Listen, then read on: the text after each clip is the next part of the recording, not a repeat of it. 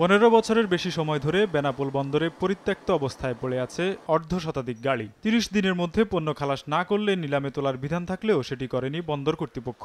বর্তমানে এমন নিলামের তালিকায় পণ্যের পরিমাণ 12,659 মেট্রিক টন। এর মধ্যে 3,250 মেট্রিক টন রয়েছে মেয়াদোত্তীর্ণ বিপজ্জনক রাসায়নিক দ্রব্য। এসব পণ্যের কারণে তৈরি হয়েছে জায়গা সংকট।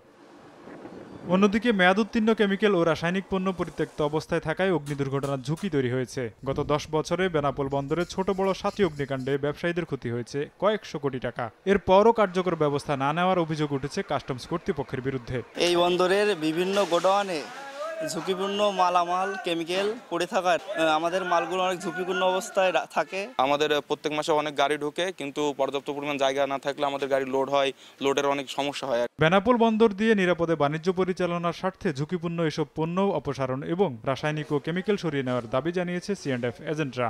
এই সমস্ত পণ্যগুলো যাতে দ্রুত বন্দরের ওই সমস্ত শেড থেকে নিরাপদ জায়গায় সরিয়ে নেয়। বন্দরের জায়গা সংকুলন হচ্ছে না, একই সাথে এটি সৌন্দর্য নষ্ট করছে, নিরাপত্তা বিঘ্ন করছে।